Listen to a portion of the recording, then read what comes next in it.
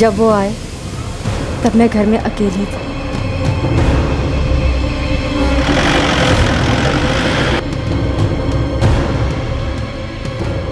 ये तीसरी बार था कि वो मेरे पति की गैर मौजूदगी में बिना बताए घर आए थे।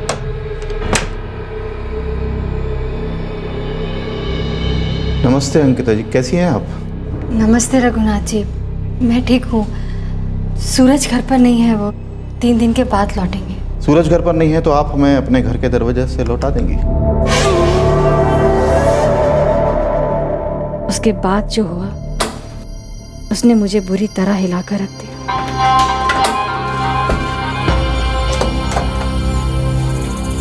देखिए, आप प्लीज मुझे इस तरह से परेशान मत कीजिए। जब सूरज घर पर हो तभी आइएगा। अभी आप प्लीज यहाँ से चले जाइए। अरे वो आपका बेटा धनुष स्कूल से लौटा नहीं क्या? नहीं, कहीं दिखाई नहीं दिया ना? रघुनाथ जी, आखिर आप चाहते क्या हैं? क्यों परेशान कर रहे हैं? आप जानती हैं कि मैं क्या चाहता हूँ। कई बार कह भी चुका हूँ आपसे। ये भी मैंने आपको बता दिया कि आपके पति सूरज को किसी भी तरह की भनक नहीं लगेगी। देखिए, मेरी बात सुनेंगे, आपका और आपके परिवार का ख्याल रखूंगा। किसी भी तरह के ऐशो आराम में कभी कोई कमी नहीं होगी। आपके पति का फायदा भी होगा बिजनेस में, सबकी लौटी लग जाएगी। देखिए, मुझे आपकी बकवास नहीं सुननी है। प्लीज आप अभी इसी वक्त मेरे घर से निकल जाइए।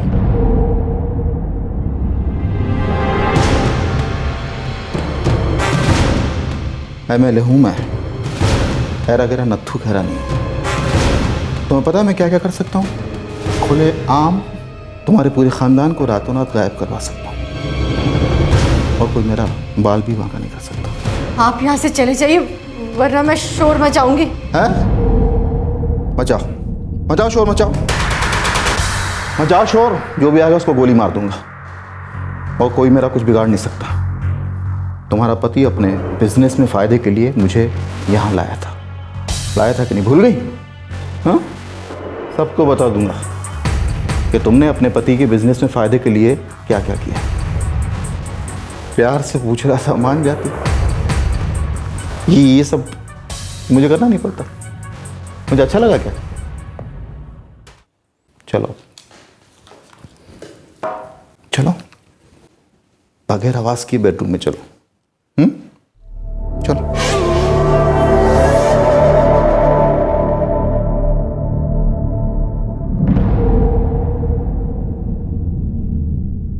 डंके की चोट पर जो मर्जी में आए वो करने का गुरूर, क्या यह सच था, या फिर किसी के दिमाग की एक मनगढ़ंत कहानी थी, या फिर यह सिर्फ इसलिए था क्योंकि वो जनता द्वारा चुना गया एक प्रतिनिधि था, या फिर इसलिए क्योंकि वो एक मुजरिम था जो चुनाव जीतकर जनप्रतिनिधि बन गया था। वजह चाहे जो भी हो, लेकिन इतना लंबा क्रिमिनल रिकॉर्ड रखने वाला आदमी चुनाव जीतकर जनप्रतिनिधि बन सकता है, यह अपने आप में ही बेहद परेशान करने वाली सच्चाई है। ऐसे मुजरिमों का जनप्रतिनिधि बनना इस बात की दस्तक है कि आगे जुर्म केवल बढ़ेगा, और ऐसे मुजरिमों के जुर्म का कारवा रोकना बहुत मुश्किल होगा।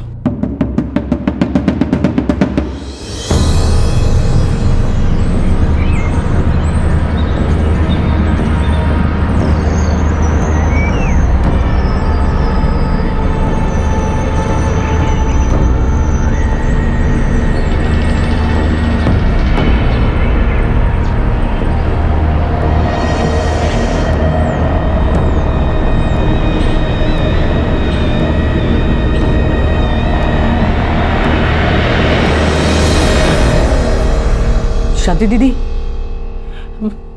उठो शांति दीदी, शांति दीदी, शांति दीदी, शांति दीदी। मेम साहब, वो शांति दीदी उठ नहीं रही है मेम साहब।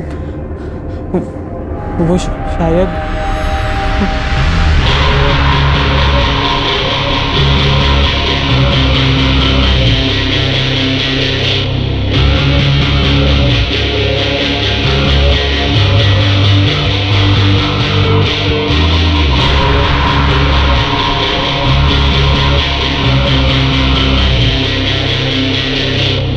पूरब, तू अंदर बंगले में जा। और हाँ सुन, तूने अब मेघा ने अगर अपना मुंह खोला ना, तो याद रख, मुझसे बुरा कोई नहीं होगा।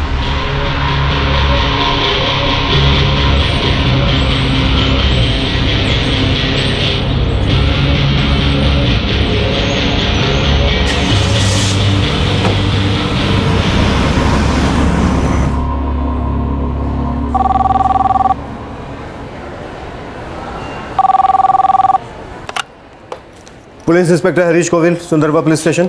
इंस्पेक्टर, हाँ मैं एमपी रघुनाथ बलराम बोल रहा हूँ। जी सर, बोलिए। सुंदरबा कॉलोनी वाले मेरे दूसरे बंगले में एक नौकरानी ने खुदकुशी कर ली है। अभी अभी मेरी पत्नी अभिलाषा का फोन आया था, आप जितनी जल्दी हो सके वहाँ पहुँचिए। ठीक है सर, हम तुरंत पहुँचते हैं।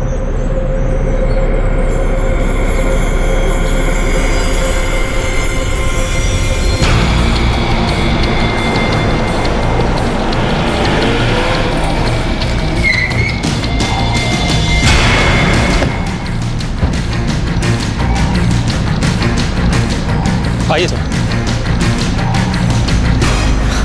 आई इंस्पेक्टर, अंदर है। तुम दोनों यहीं रुको।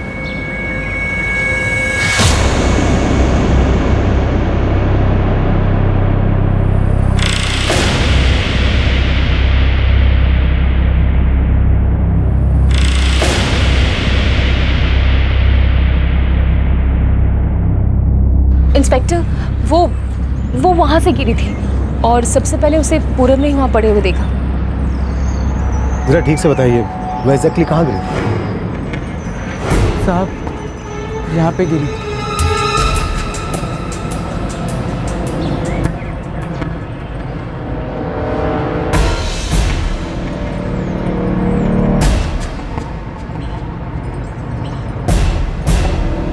सर हम गेट के पास थे। तुमने चीखने या फिर ऊपर से नीचे गिरने की आवाज़ तो सुनी होगी? नहीं साहब, हमने कुछ नहीं सुना साहब। मैं भी घर के अंदर ही थी, मैंने भी कोई आवाज़ नहीं सुनी। एक्चुअली इंस्पेक्टर, शांति 2 दिन पहले सीढ़ियों से गिर गई थी, उसे काफ़ी चोट भी लगी थी, तभी से काफ़ी डिप्रेस से रहने लगी थी वो।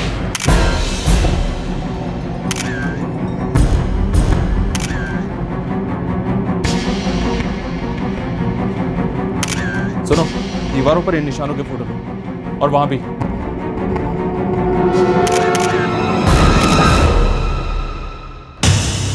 बड़ी अजीब सी बात है सर, ऐसा लगता नहीं कि वो छत से गिरी है। मुझे भी ऐसे ही लगा। नीचे खून का कोई धब्बा नहीं है, लेकिन ऐसा कैसे हो सकता है? और सर वो सर्वेंट क्वार्टर की दीवारों पर भी कुछ अजीब से निशान है।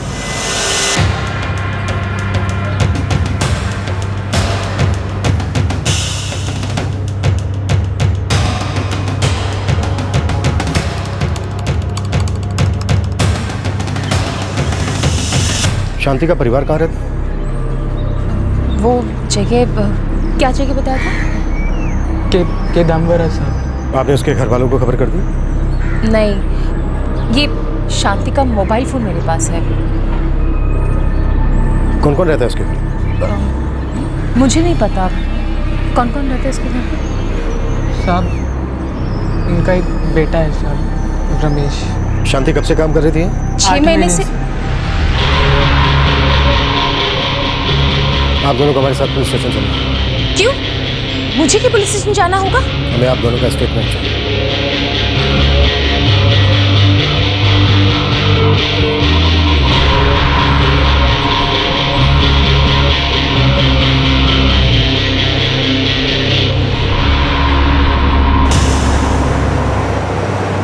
जो दिख रहा है वो सच नहीं है, वो कुछ और।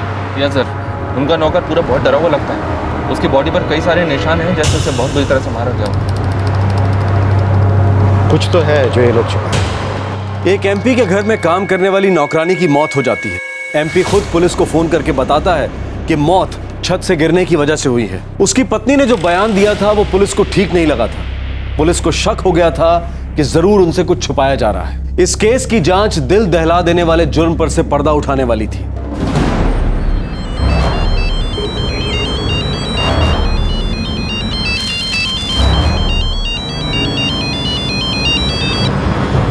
हेलो। रमेश मंडल बोल रहे हैं? हाँ। शांति मंडल तुम्हारी माँ है? क्या हुआ? आप कौन बोल रहे हैं? तुम्हारी माँ की मौत हो चुकी है, तुम फौरन गुड़गांव आ जाओ। देखिए साहब, पिछले 8 महीने से मेरी माँ से बात नहीं हो पाई है। जब से वो दिल्ली काम करने गई है तब से। तुम बस गुड़गांव आ जाओ, सुंदरबा पुलिस स्टेशन आ जाना।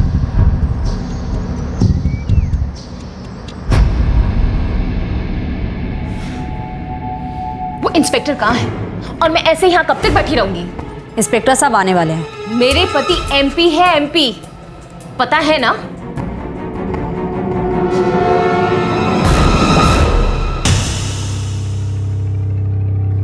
पूरा मुझे लग रहा है तुम किसी बात पर डरे हुए हो। शायद शांति छत से नहीं गिरी और तुम्हें पता है सच क्या है।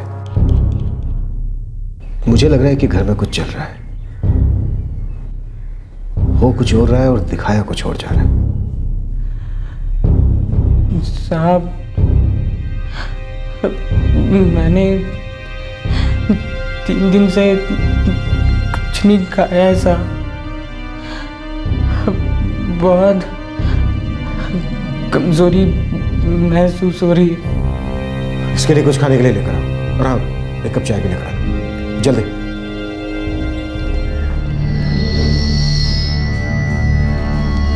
सर, हॉस्पिटल से फोन है। पूरब, तुम्हें यहाँ किसी से डरने की जरूरत नहीं। पहले तुम खाना खा लो, हम बाद में बात करते हैं। शबा, तुम यहीं रुको।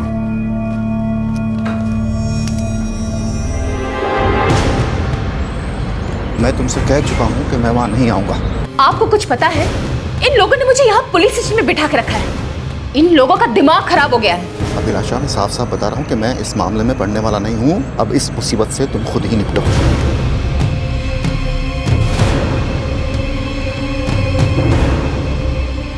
देखिए, मौत छत से गिरने की वजह से नहीं हुई है। मुझे भी यही शक है। बॉडी पे मारपीट के बहुत सारे निशान हैं। सीरियस इंटरनल ब्लीडिंग भी है। कोई भी बॉडी पार्ट ऐसा नहीं है जिस पर चोट के निशान ना हो। अभिलाषा बलराम एक कॉलेज में प्रोफेसर है और उसका पति एक एमपी। मुझे लगता है सर, सिर्फ एक पूरा भी ऐसा है जो हमें सच बता सकता है।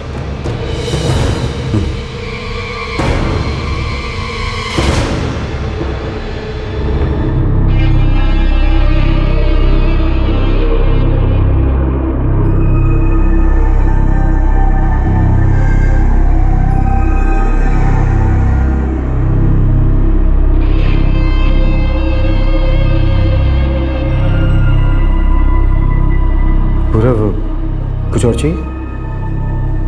नहीं सर। पूरब, ये हम अच्छी तरह से जानते हैं कि शांति की मौत ना तो खुदकुशी है और ना ही हादसा, बल्कि एक मर्डर केस है। साफ पता चलता है कि शांति को पीट पीट कर मारा गया। लेकिन तुम डरो मत, ये लोग चाहे जो भी हो, एमपी, प्रोफेसर, जरूर पकड़े जाएंगे, विश्वास करो। जो पूरब ने पुलिस को बताया वो बर्बरता और अमानवीय यातना की एक घिनौनी दास्तान थी, एक विकृत मानसिकता की दास्तान थी। साहब, मैं 1 साल पहले रघुनाथ जी के घर में काम करने आया था। मेघा दीदी वहाँ पहले से ही काम कर रही थी साहब। साहब के दोस्त हैं माजीगढ़ में, उन्होंने इसे भेजा है। ठीक है। रघुनाथ जी को एक नौकर की ज़रूरत है, तो मेरे बाबूजी ने मुझे उनके घर में काम करने को भेजा साहब। रघुनाथ जी उस बंगले में नहीं रहते क्या?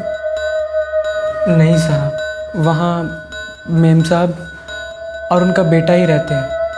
रघुनाथ जी वहाँ कभी कभी आते हैं साहब। ये जो तुम्हारी मेम साहब हैं, ये बहुत मारपीट करती है क्या?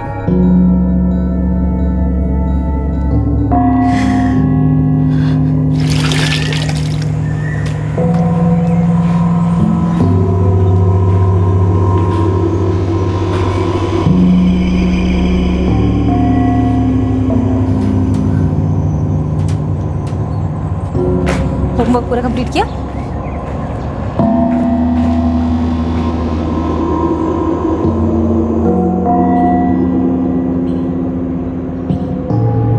मेघा, यहाँ की सफाई नहीं हुई अभी तक? मेम साहब, मैं बस करने ही वाली थी। यहाँ की सफाई करने के बाद सीधा वहाँ चली गई और बीच की सफाई भूल गई। और जब मैंने पूछा तो जवाब दे रही हो कि अभी करने वाली थी। सच में मैं बस अभी वहाँ सफाई करने ही वाली थी। चुप! सब समझती हूँ मैं। पता नहीं मुझे किस तरह का काम पसंद है, या फिर से सिखाऊं? और तू खड़े खड़े क्या घूर रहा है? कुछ नहीं मैम साहब। तो ध्यान से अपना काम कर। अगर एक भी प्लेट टूटा ना तो याद रख, मैं तुझे तोड़ दूंगी। कहीं के।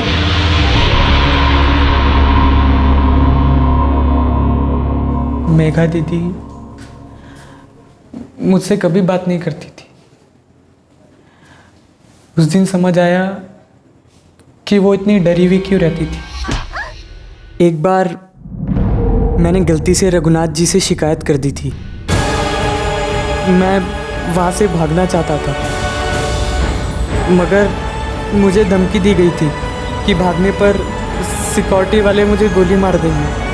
घर के हर कोने में कैमरा था, यहाँ तक कि हमारे बाथरूम में भी कैमरा था। मैं और मेघा दीदी कपड़े पहनकर ही नहाते थे। हमारी कोई भी गलती मेम साहब कैमरे में पकड़ लेती थी। और फिर सर्वेंट क्वार्टर की दीवारों पर जो वो अजीब से निशान है, वो मेम साहब हमें बहुत ज़ोर ज़ोर से मारती थी। मारते मारते जब गलती से उनके हाथ से सरिया छूट जाता था तो वो दीवार पर लगता था। वो मेम साहब हम दोनों को दुबक के बिठा देती और फिर खाने को कहती थी। साहब वो मेम साहब अपने बेटे का पिलाती थी साहब।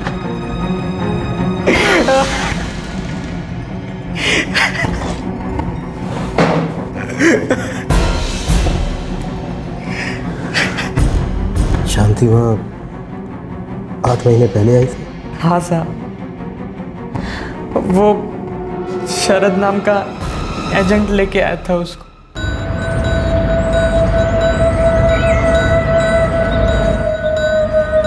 मैडम किडम्बरा से आई है। वो तो ठीक है, लेकिन काम में अच्छी है। जी, दरअसल मैं इसे किसी और क्लाइंट के लिए लाया था। रघुनाथ जी का फ़ोन आया, इसलिए मैं इसे यहाँ ले आया। ठीक है, आज से काम शुरू कर दो।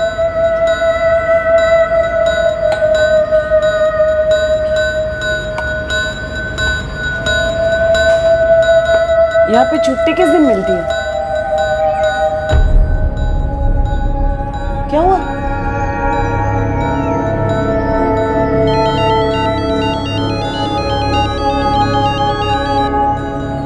है रमेश? हाँ बेटा मैं ठीक हूँ। वो नया काम पकड़ लिया ना?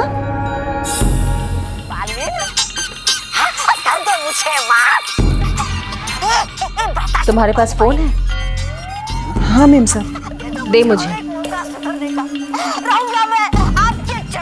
तो क्यों मेम साहब, क्या हुआ? इस घर में नौकरों को फोन रखना मना है। पर मेम साहब फिर मैं मेरे बेटे से बात कैसे करूंगी? जब भी बात करनी होगी तो मुझे बता देना। और रुक, मेरी बात अब तक पूरी नहीं हुई। रसोई घर में तू मेघा और पूरब के साथ क्या बात कर रही थी? मैं वो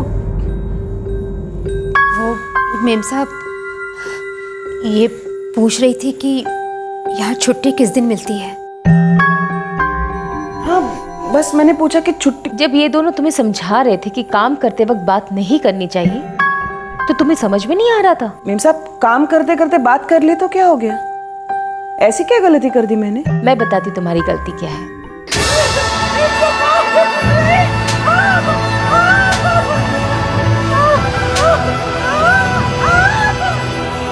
तुम तीनों, सुना तुमने?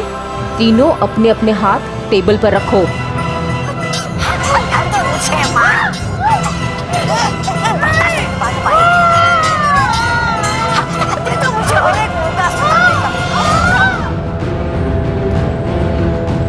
शांति दीदी भी समझ गई थी कि वो किस मुसीबत में फंस गई है। अब ये सब कुछ सहने वाले हम 3 लोग हो गए थे।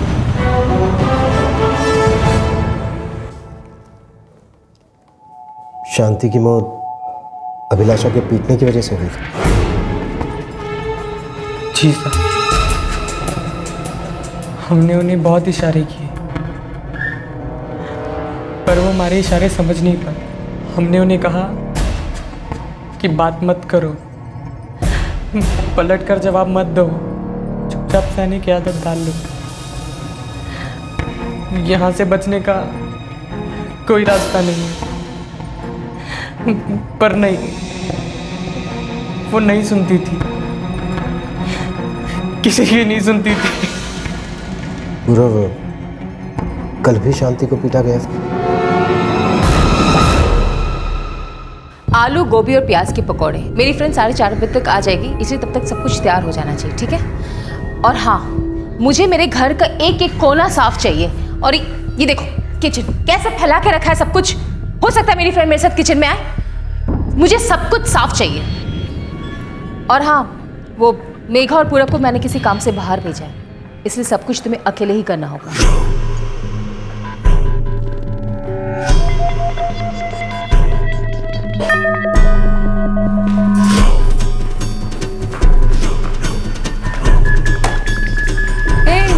Shabnam, hi Abhilasha, how are you? I am good, good to see you. Same here. आओ अंदर आओ।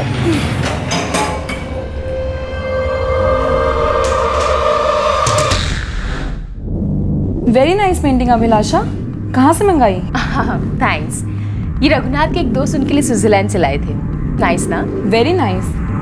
वैसे वो है कहाँ? हमेशा की तरह ट्रैवल कर रहे हैं, तुम्हें तो पता ही उनका स्केड्यूल कितना बिजी रहता है।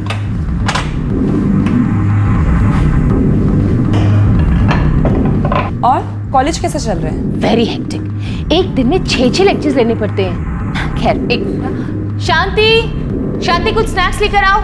जी मैम साहब। हाँ बिलाई।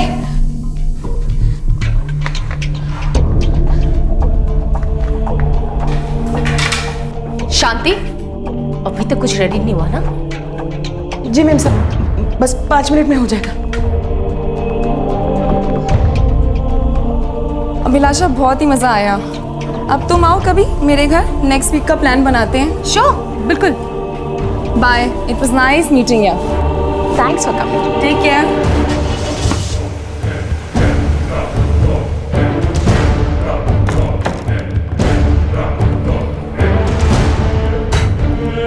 मैंने तुमसे कहा था ना कि 4:30 बजे तक सब कुछ तैयार हो जाना चाहिए। मैम साहब, बहुत सफाई करने में टाइम लग गया। मेघा और पूरब नहीं है ना, तो सारा काम अकेले करना पड़ा। तू 8 महीने से मेरे घर काम कर रही है ना? क्या मैंने तुझे अभी तक टाइम पे काम करना नहीं सिखाया? लगता है सब कुछ भूल गई है। फिर से सिखाना पड़ेगा।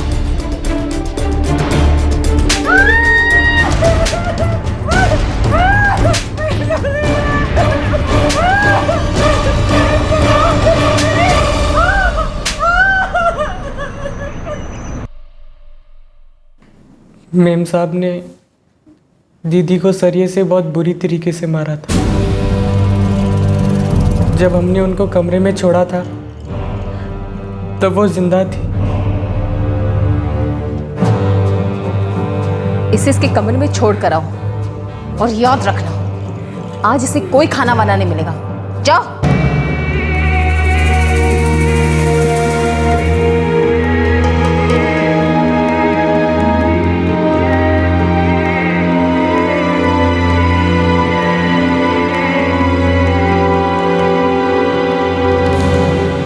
अगले दिन मुझे उन्हें काम के लिए उठाने को भेजा गया। जब मैं कमरे में गया तब वो मर चुकी।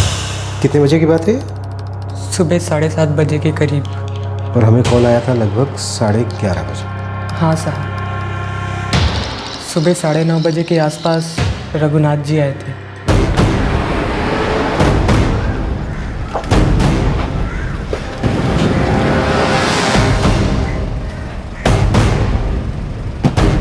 तुम अपने गुस्से पर काबू रखना कब सीखोगी? कितनी बार तुम्हें समझा चुका हूं, तुम्हारी समझ में नहीं आता। अब भुगतो।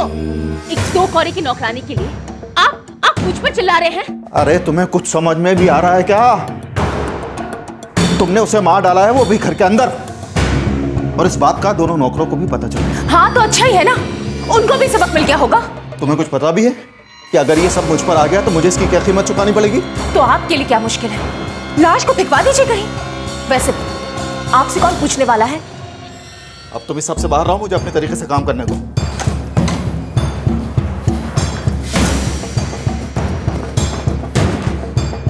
मेघा, ऊपर से अजीत को लेकर आओ, तुम दोनों भी यहां से निकल रहे हो। यहीं रुकना और मैम सब जैसा कहें वैसा करना।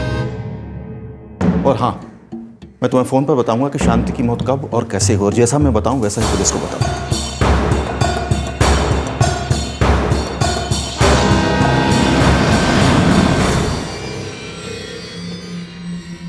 शांति छत से नीचे गिरी थी, ठीक है? सुना तूने मैंने क्या कहा?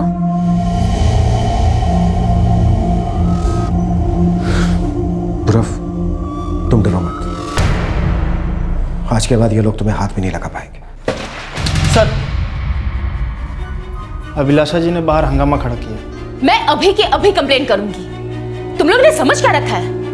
तुम लोग ऐसे मुझे तंग नहीं कर सकते। सीधा हैरेसमेंट का केस करूंगी, हैरेसमेंट का। मैं आप लोगों को क्रिमिनल नजर आती हूँ? ऐसे बिना सबूत के आप लोग मुझे हवालात में कैसे रख सकते? लुक इंस्पेक्टर, मैं एक पढ़ी लिखी औरत हूँ, प्रोफेसर हूँ, मेरे पति एमपी हैं। आप लोग मेरे साथ ऐसा नहीं कर सकते। अभिलाषा जी, यही बात तो मेरी समझ में नहीं आई। आप पढ़ी लिखी औरत हैं, प्रोफेसर हैं, कॉलेज में पढ़ाते हैं, फिर भी आप अपने घर पर काम करने वाले नौकरों के साथ ऐसा सलूक करते हैं।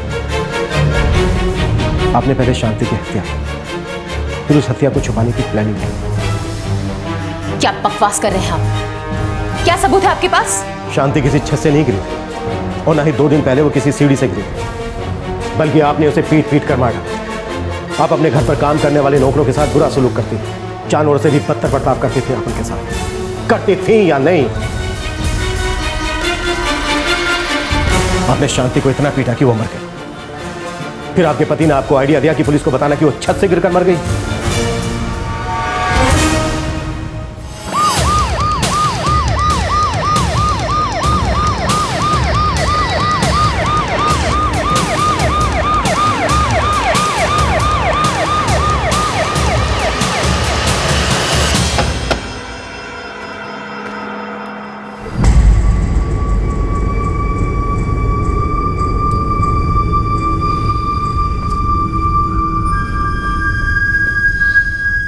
क्या हो रहा है सब?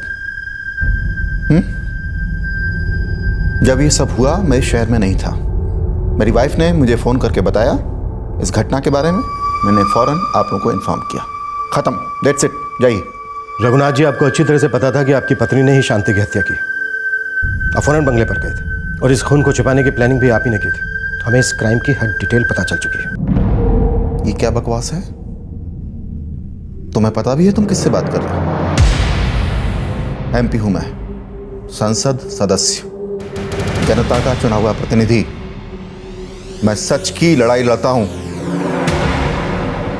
तो फिर मैं किसी के खून के जुर्म को छुपाने का प्रयास क्यों करूंगा? हमारे पास आपके बंगले पर काम करने वाले पूरब का स्टेटमेंट है, और आपकी पत्नी अभिलाषा वो अपना जुर्म कबूल कर चुकी। ये हो ही नहीं सकता। आपकी पत्नी हमारी हिरासत में है, और हमारे पास आपके खिलाफ एक मुजरिम को छिपाने और सबूत मिटाने के लिए अरेस्ट वारंट है। देखो इंस्पेक्टर, तुम समझ नहीं रहे। मेरी पत्नी अभिलाषा मानसिक रूप से बीमार है। उसे अपने गुस्से पर काबू नहीं रहता। जो आपको कहना है आप कह सकते हैं, लेकिन हमारी हिरासत है।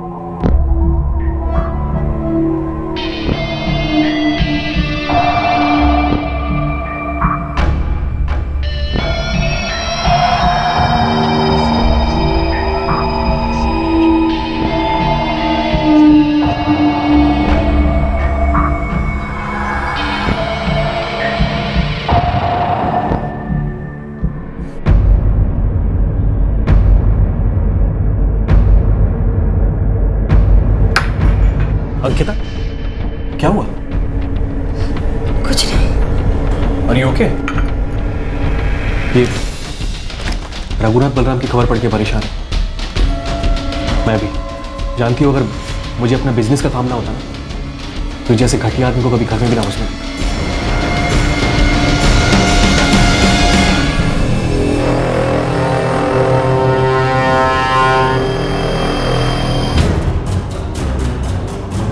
क्यों तुम इतनी घबराई हुई क्यों? देखो, हमने इस आदमी से कोई मदद नहीं ली, तो हमें घबराने की जरूरत नहीं है।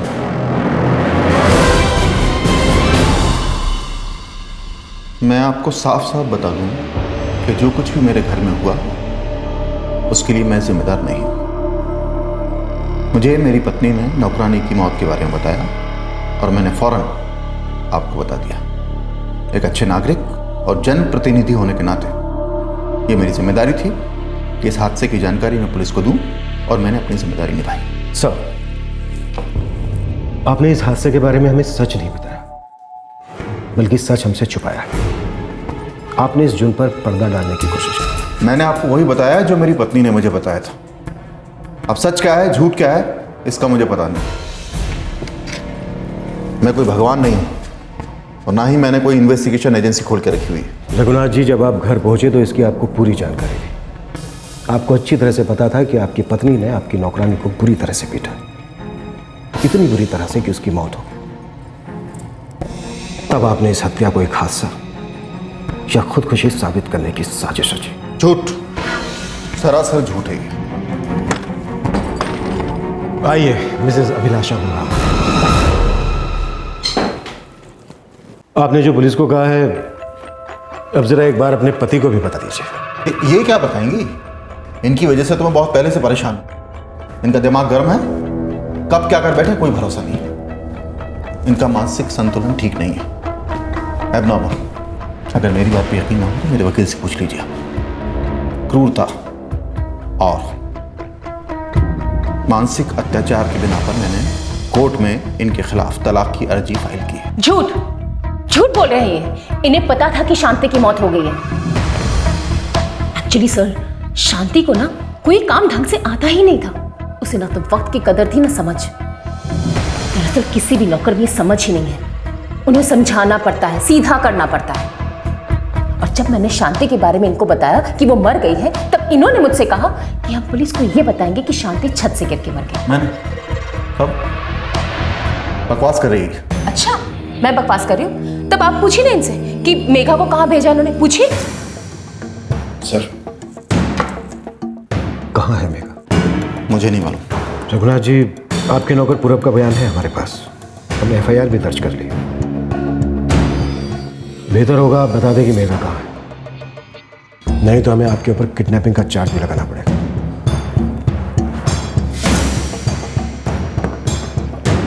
मैंने उसको अपने दोस्त के यहाँ छोड़ा हुआ है, मंगतराम कॉलोनी में। मैं नहीं चाहता था कि ये सब मेरे बेटे के सामने।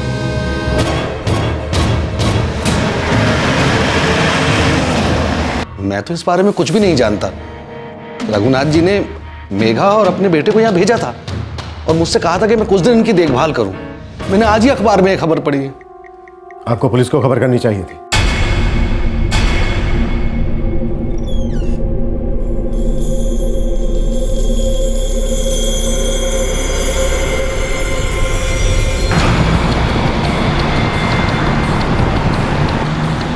मेघा, तुम घबराओ मत। अभिलाषा और रघुनाथ हमारी हिरासत में है। अब ये दोनों तुम्हारा कुछ नहीं बिगाड़ सकते। सर।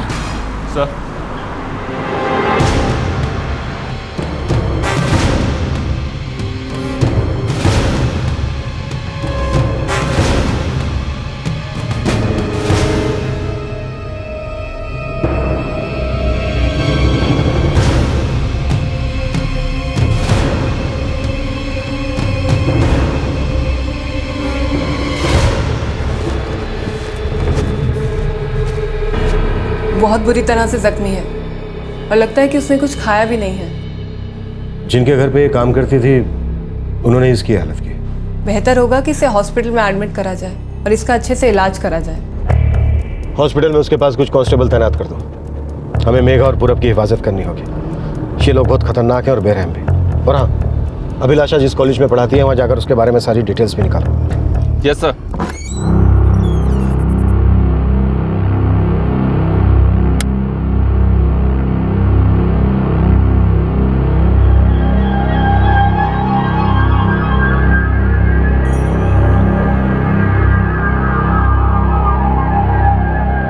ये क्या साहब, अब आप कह रहे हैं कि माँ का खून हुआ है? हाँ रमेश, तुम्हारी माँ की जान ली गई है। पिछले 8 महीने से जिस घर में वो काम करती थी उस घर में उन्हें बहुत मारा पीटा जाता था। मैंने आपको पहले भी बताया, माँ जब से दिल्ली आई मेरी उससे बात नहीं हो पाई थी साहब। वो बात कैसे करते? उनका मोबाइल छीन लिया गया था। उनके साथ वहाँ जानवरों की तरह बर्ताव किया जाता। देखिए साहब, मुझे झमेले में नहीं पड़ना है। मैं गरीब आदमी हूँ साहब, अपने परिवार को संभालना है। रमेश, वो तुम्हारी माँ थी, खतरनाक लोगों के बीच फंस गई थी। ये कोई झमेला नहीं है।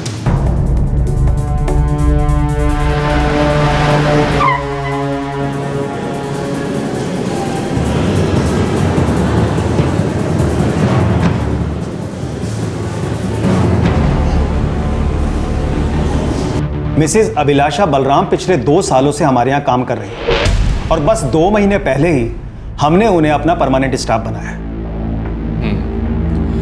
अच्छा, आपको कभी इस बात पे शक हुआ था कि उनका मानसिक संतुलन बिगड़ा हुआ था? मेरा मतलब किसी स्टूडेंट के साथ कोई बुरा बर्ताव? जी नहीं, कभी ऐसी कोई शिकायत नहीं आई थी, बल्कि हमें तो ये सब कुछ सुनकर बहुत अजीब लग रहा है।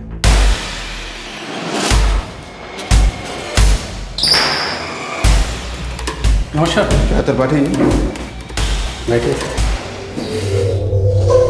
त्रिपाठी, किसी भी तरह मुझे इस झमेले से बाहर निकालो। सर, कल पुलिस आपको कोर्ट में पेश करेगी, तब तक कोई ना कोई रास्ता निकाल ही लेंगे। इस औरत ने परेशान करके रख दी। जरा सा सब्र रखिए, मुझे यकीन है कि जब मैं ये पेपर्स कोर्ट में पेश करूंगा तो कोर्ट जरूर आपके साथ नरमी बरतेगी।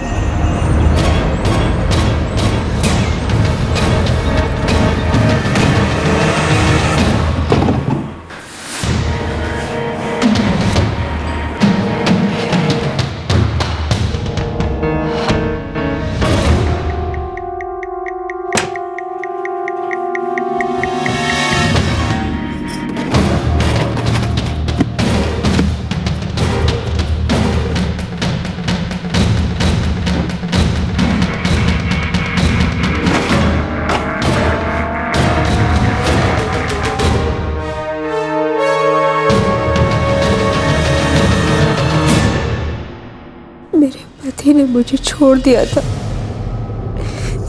फिर मैं पैसे कमाने के लिए घरों में काम करने लगी। एक एजेंसी ने मुझे यहाँ काम दिया। मुझे नहीं पता था कि मुझे ऐसे नरक में रहना पड़ेगा। मेघा, तुम डरो मत, हम उनके साथ सख्ती से पेश आएंगे। उन पर कार्रवाई करने के लिए हमें तुम्हारा बयान चाहिए। जो कुछ भी तुम्हारे साथ बीती है वो हमें सब बता दो।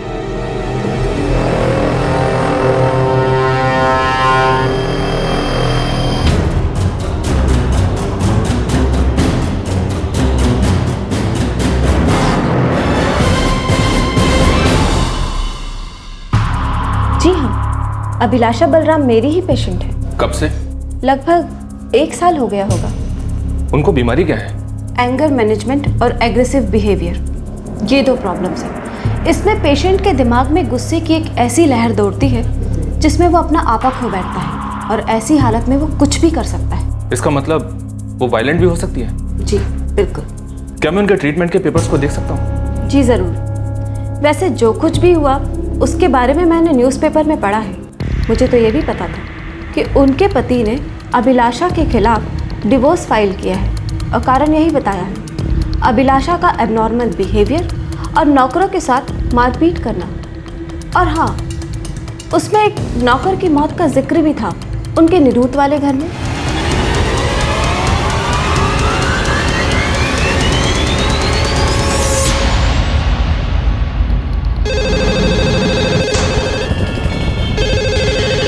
ज़रूर, मैं सारे पेपर्स भेज देता हूँ। उसकी मौत 2010 में हुई थी वो एक एक्सीडेंट। वैसे रघुनाथ बलराम के खिलाफ कई केसेस दर्ज हैं। आप कहें तो मैं सारे पेपर्स भेज देता हूँ।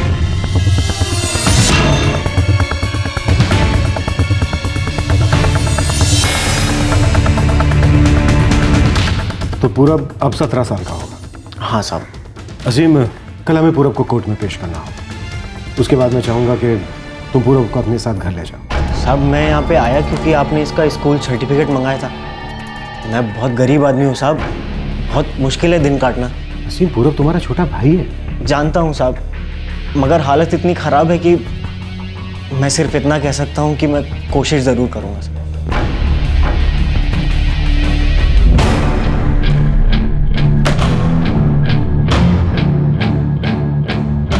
सर, रमेश, वो शांति का बेटा, वो गायब हो गया है और उसका फोन भी बंद आ रहा है। मेघा का पति भी उसके साथ ताल्लुक नहीं रखना चाहता।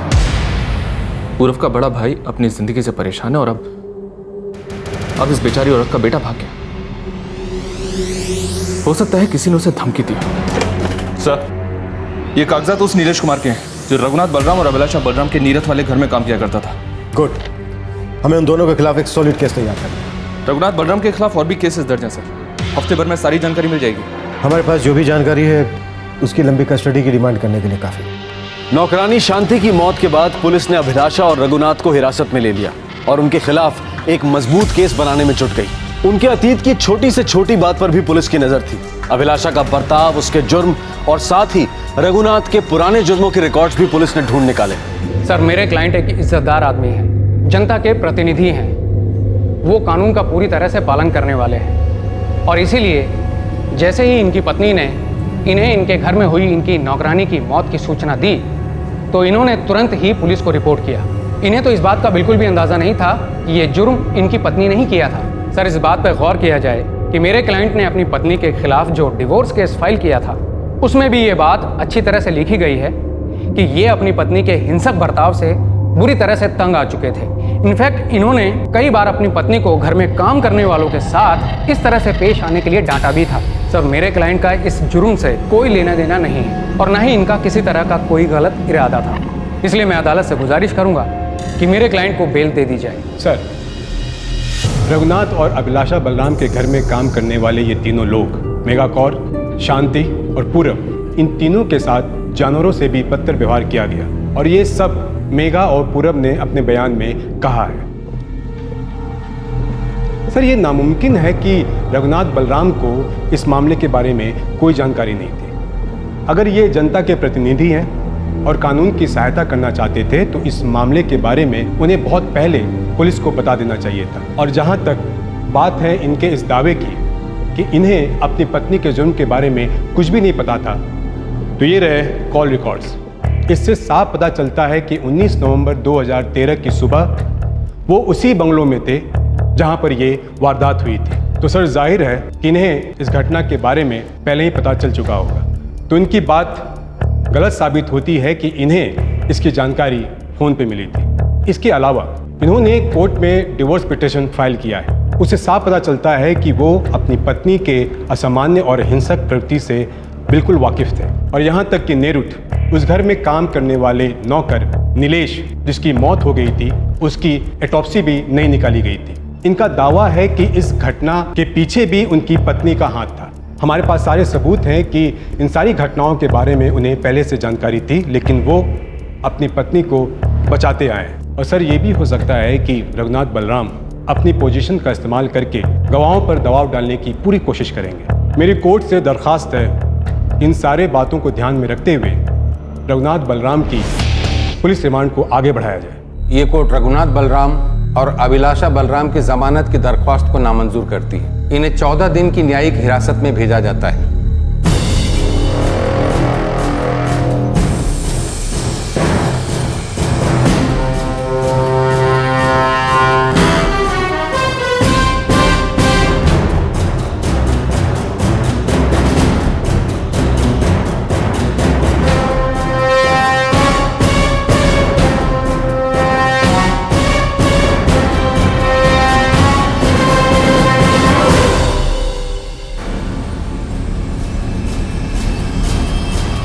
कब से चल रहा था ये सब? उसी दिन से जब आप बिजनेस मीटिंग के लिए मुंबई गए थे, 15 अप्रैल 2004।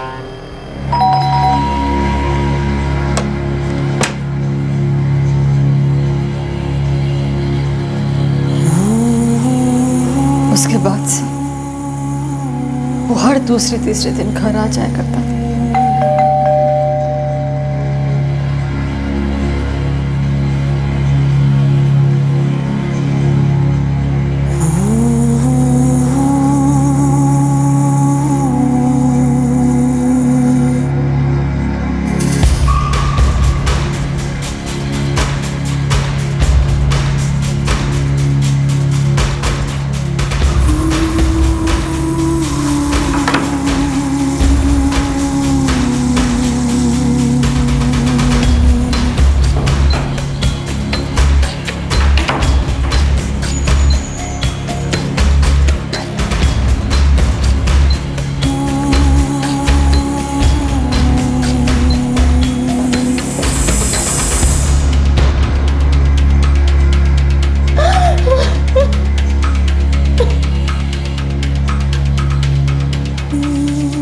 मैं बहुत डर गई थी सूरज। मुझे हमेशा से यही डर लगा रहता था कि जब आपको पता चलेगा तो आप क्या सोचेंगे। तुम्हें चुप नहीं बैठना चाहिए था अंकिता, तुम्हें चुप नहीं बैठना चाहिए था। लेकिन हम अब भी चुप नहीं बैठेंगे। वो सत्ता में है तो क्या समझता है कुछ भी करेगा।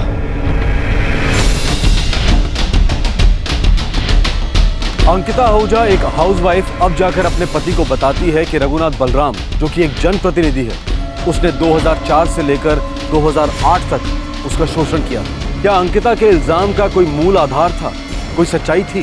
वो चुपचाप ये सब सहती रही। ये बात कैसे इस हद तक पहुंच गई कि वो बंदूक उठाकर उसका नाजायज फायदा उठाने के लिए उसके घर में घुस आया?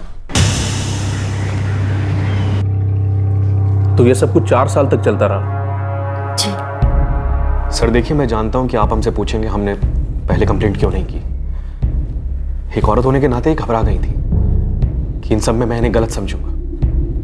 फिर जब इन्होंने रघुनाथ बलराम की खबर अखबार में पढ़ी तो इन्होंने हिम्मत जुटाई और सारी बात मुझे बताई। पर आप रघुनाथ बलराम को कैसे जानते हैं? मेरे एक दोस्त की जानकारी में उनसे मुलाकात हुई। मैं अपने बिजनेस को बढ़ाने के सिलसिले में उनसे मिलना चाहता था।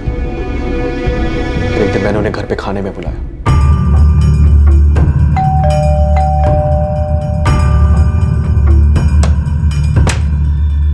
अरे रघुनाथ जी, नमस्कार। आइए सर।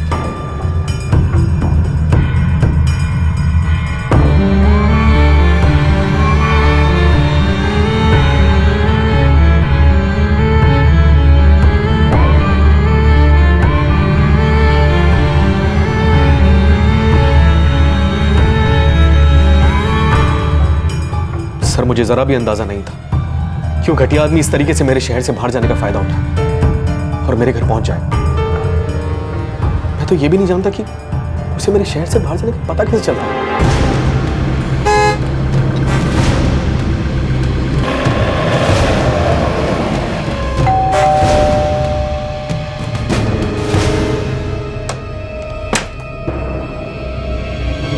नमस्ते अंकिता जी। जी नमस्ते। पहले तो मुझे समझ नहीं आया कि वो सूरज की गैर हाजिरी में घर क्यों है। फिर उसने मुझे चाय बनाने के लिए कहा और जब मैं चाय बनाकर लाई तो आहा, बहुत अच्छी चाय। आपके खाने का भी जवाब नहीं और आपकी चाय का भी जवाब नहीं। जी शुक्रिया।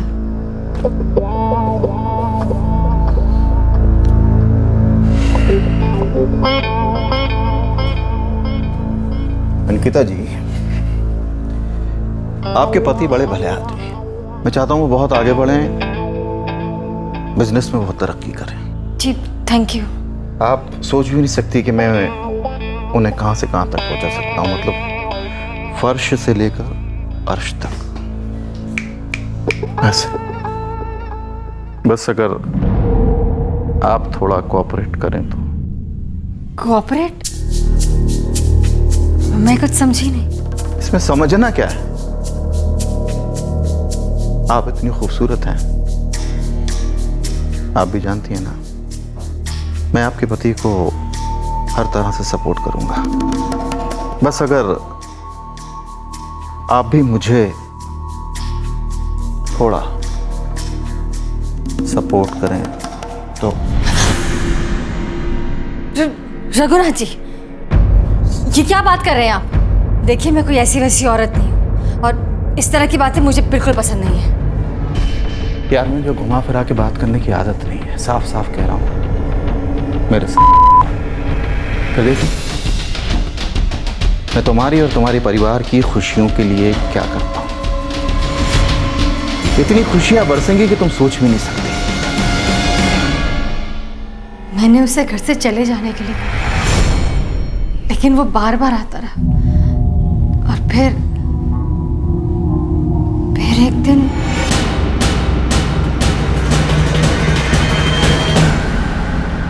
वो हर बार घर पे आता और बंदूक की नोक पे मेरे साथ जबरदस्ती करता। वो हर बार मुझे ब्लैकमेल करता था कि अगर मैंने किसी को भी इस बारे में बताया तो वो मेरे पति और मेरे बेटे को जान से मार डाले। इसलिए मैं सूरज को कभी इस बारे में कुछ नहीं बताया। अब जब न्यूज़पेपर में मैंने पढ़ा तो बहुत मुश्किल से हिम्मत जुटा पाई ये सब कुछ सूरज को बताने की। ये सन 2004 से 2008 के बीच हुआ है, यानी कि 5 साल पहले। देखिए, मेडिकली कुछ भी साबित नहीं किया जा सकता। मुझे अपने सीनियर से बात करनी है।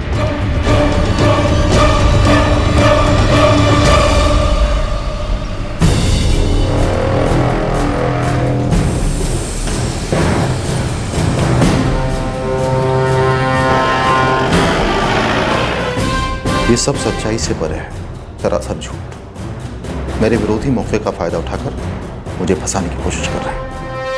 और ये औरत जिसका आपने जिक्र किया, उसको मैं जानता तक नहीं। ये सारे उसी सोसाइटी के एंट्रेंस रजिस्टर्स है जहाँ पे आहूजा दंपत्ति रहती है। 2004 से 2008 तक आपने कई बार इसमें एंट्रीज की। याद नहीं, हो सकता है किसी और से मिलने गया हूँ। यहाँ पे तो लिखा हुआ है, आप किससे मिलने गए थे? सूरज आहूजा, आपने लिखा हुआ। किसके इशारे पे काम कर रहे हो तुम? ये सब फर्जी है ना? मनगढ़ंत कहानियां बनाकर मुझे बदनाम करने की कोशिश की जा रही है। किस किस्म के झूठे आरोप लगा रहे हो तुम मुझ पर? जानते हो मैं कौन हूं?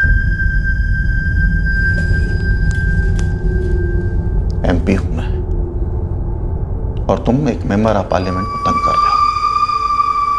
बहुत महंगा पड़ेगा। मैंने आसपास के लोगों से पता किया है, ये आहूजा दंपत्ति की बात सच लगती है। सर, इनके पास कोई वजह नहीं है रघुनाथ बलराम पर झूठा इल्जाम लगाने की। सर, मुझे तो ऐसा लगता है कि रघुनाथ बलराम के बारे में अखबार में पढ़कर ही उसके खिलाफ बोलने की हिम्मत कर पाए वो लोग। ठीक है, एफआईआर फाइल कर दो। सर, एक नौकरानी की मौत की वजह से अभिलाषा बलराम और रघुनाथ बलराम को अरेस्ट कर लिया गया था। इस केस के सामने आने से रघुनाथ बलराम का एक और कथित जुर्म सामने आया, जो उसने 5 साल पहले लगातार 4 साल तक किया। लेकिन क्या उसके जुर्म का इतिहास बस इतना ही था? क्या इस जनप्रतिनिधि के खिलाफ कई और संगीन जुर्म थे जो सामने आ सकते थे? सर, इस रघुनाथ बलराम के बारे में हमें कई सारी जानकारी मिली है। कोई और गड़े मुर्दे बाहर आए हैं क्या? जी हाँ सर, बहुत सारे। पहले ही एमएलए था, उसके बाद एमपी बना। कॉलेज के दिनों से ही कई सारी क्रिमिनल एक्टिविटीज में इसका इन्वॉल्वमेंट था। गैंग चलाया करता था वहाँ पर। ये देखिए, Raghunath Balram inter zonal gang number 45 में लिस्टेड है। उसे 2001 में हिस्ट्री शीटर घोषित किया जा चुका है और उसका हिस्ट्री शीट नंबर है 23X।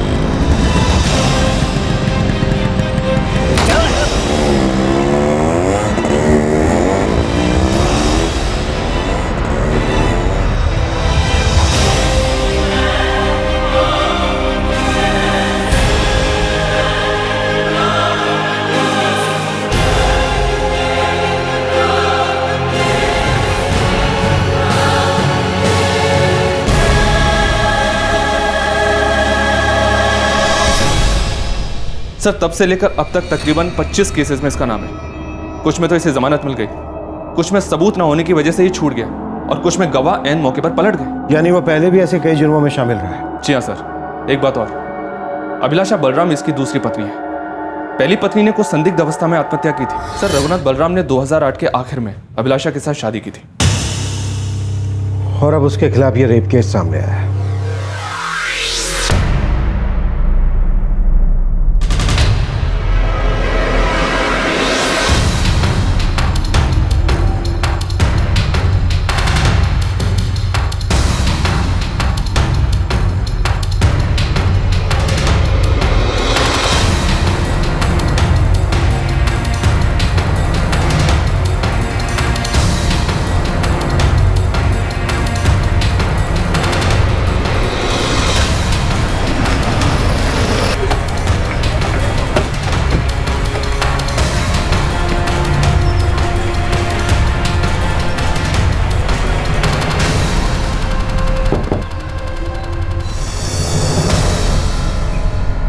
जी रमेश मंडल, वो तो अंदर है। बुलाओ उसे।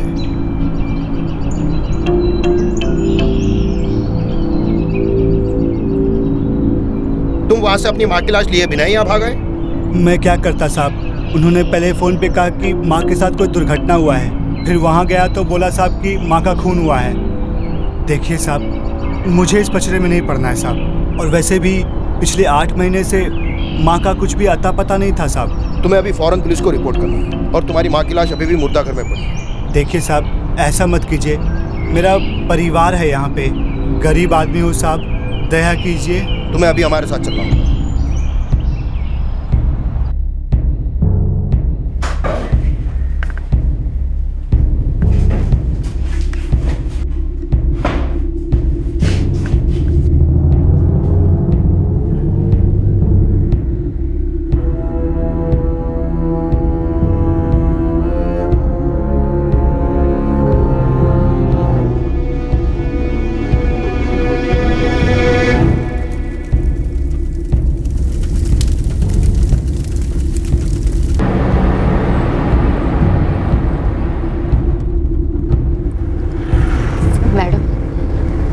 जा रहे हैं? एक ऐसी जगह जहां तुम्हें कोई डरा धमका नहीं पाएगा।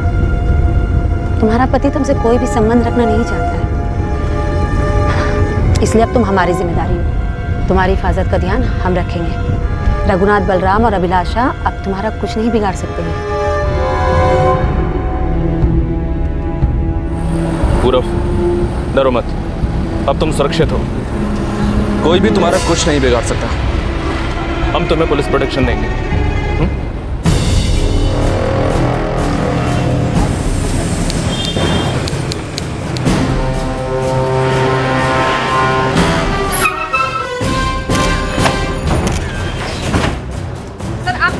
आरोपों के बारे में आपका क्या कहना है? विरोधियों की साजिश है। वो ऐसा क्यों बोलेंगे? चलिए चलिए चलिए। वो डरते हैं मुझसे क्योंकि मैं सच की लड़ाई लड़ता हूँ। मेरे साथ लाखों लोगों का जन समर्थन है, इसीलिए मुझ पर झूठे इल्जाम लगाए जा रहे हैं।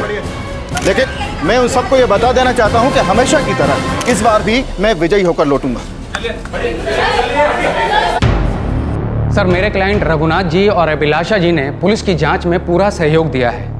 चार्जशीट फाइल होना अभी तक बाकी है, इसलिए मेरी अदालत से गुजारिश है कि उनकी बेल एप्लीकेशन को मंजूर कर लिया जाए। और मेरे क्लाइंट के ऊपर जो रेप का केस है वो भी फर्जी है। इनका एक 4 साल का बेटा है जो इस वक्त मेरे क्लाइंट के दोस्त के घर बिना अपने माँ बाप के रह रहा है। मैं अदालत से निवेदन करूंगा कि किसी भी तरह का फैसला लेते वक्त उस बच्चे के भविष्य के बारे में जरूर सोचा जाए। सर, इस केस के दोनों आरोपी रघुनाथ बलराम और अभिलाषा बलराम अपने घर में काम करने वालों के साथ कई सालों से अत्याचार करते आए हैं।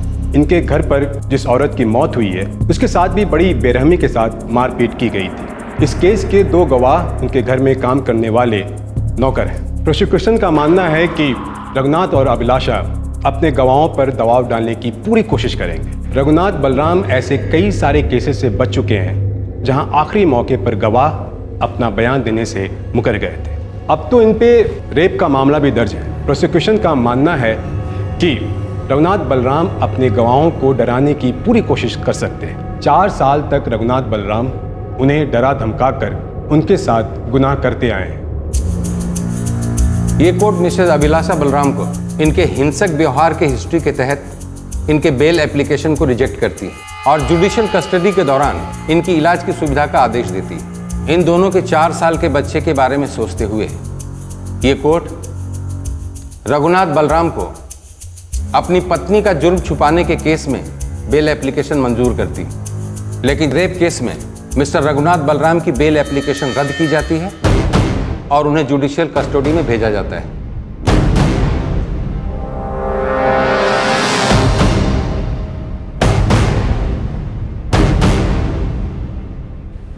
मुझे लगता था कि अगर मैंने आपको बता दिया तो आप मुझसे नाराज हो जाएंगे, खुद से नाराज हो जाएंगे कि आप मेरे लिए कुछ नहीं कर पाए, मुझे बचा नहीं पाए।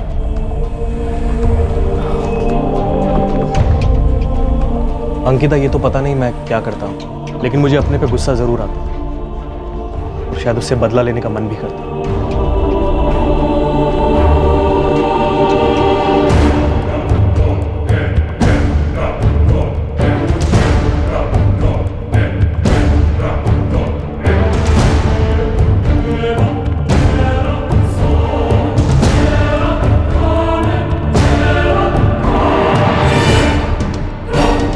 इतने सालों बाद सामने आए एक बलात्कार के केस में रघुनाथ बलराम को जमानत नहीं दी गई। वो एक ताकतवर आदमी था और सबका ये डर लाजमी था कि वो पीड़ित व्यक्ति या गवाहों को डरा धमका सकता है।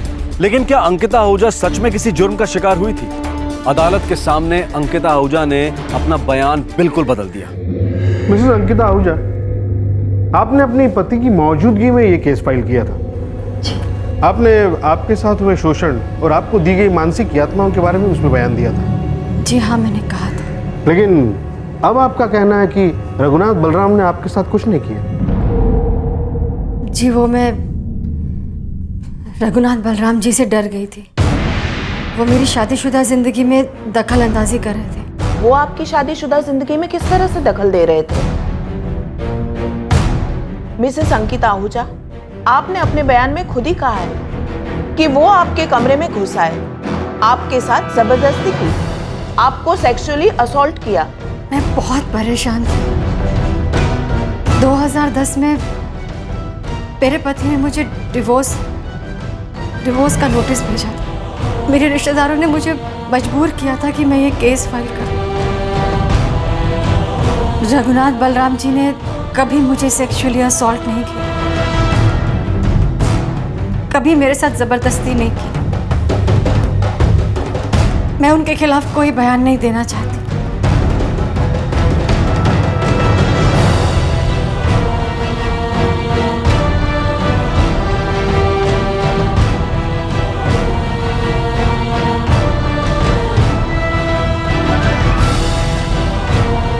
पुलिस ने अभिलाषा बलराम और रघुनाथ बलराम के खिलाफ चार्जशीट फाइल कर दी है। पुलिस ने अभिलाषा बलराम को जिन अपराधों के तहत बुक किया है वो है आईपीसी की धारा 302 के तहत हत्या के लिए, 307 के तहत हत्या का प्रयास करने के लिए, धारा 344 के तहत 10 या 10 से अधिक दिन तक किसी को गलत तरह से बंदी बनाने के लिए, 506 के तहत जुर्म के उद्देश्य से धमकाने के लिए और जुवेनाइल जस्टिस एक्ट के सेक्शंस लगाए गए हैं। रघुनाथ बलराम के खिलाफ जो एडिशनल चार्जेस लगाए गए हैं वो है आईपीसी की धारा 120 के तहत आपराधिक षड्यंत्र करने के लिए, 325 के तहत किसी को जानबूझकर चोट पहुंचाने के लिए, 201 के तहत सबूत मिटाने के लिए, 202 के तहत जुर्म की जानकारी देने का कर्तव्य निभाने की जगह जुर्म को छुपाने के लिए और 109 के तहत किसी कार्य को करने के लिए उकसाने के लिए, 370 के तहत किसी इंसान को गुलाम बनाकर खरीदने या बेचने के लिए और 374 के तहत गैर कानूनी जबरन मजदूरी करवाने के लिए। इलेक्टेड क्रिमिनल्स यानी जनता द्वारा चुनाव में जिताए गए मुजरिम।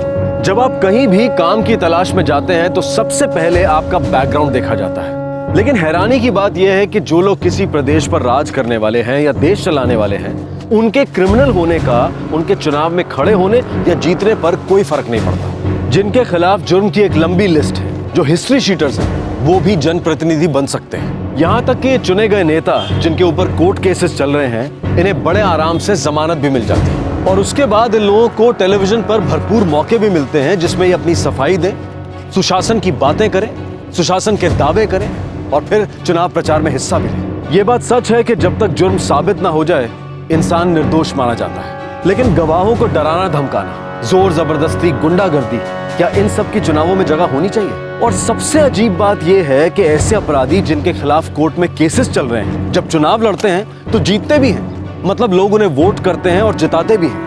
अपना नॉमिनेशन दर्ज करते वक्त ये जरूरी है कि हर उम्मीदवार अपने खिलाफ चल रहे सभी कोर्ट केसेस घोषित करें।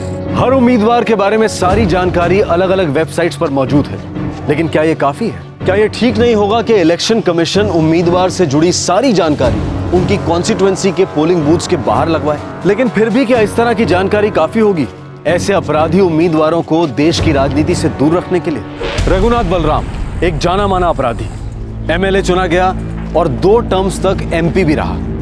जनता ने खुद ही उसे अपना प्रतिनिधि चुना था। हमें सचमुच इस बारे में सोचना होगा कि जब अपराधी देश और जनता के प्रतिनिधियों के रूप में चुने जाते हैं तो इस देश का क्या भविष्य होगा। आपसे फिर मुलाकात होगी क्राइम पेट्रोल दस्तक में एक और नए केस के साथ। तब तक अपना ख्याल रखें, सुरक्षित रहें और याद रखें, आप जिस भी उम्मीदवार को वोट करना चाहते हैं उसके बारे में पूरी जानकारी जरूर हासिल करें। जय हिंद। इस तरह के और भी एपिसोड देखने के लिए हमारे चैनल को सब्सक्राइब करें और बेल आइकन दबाना ना भूलें।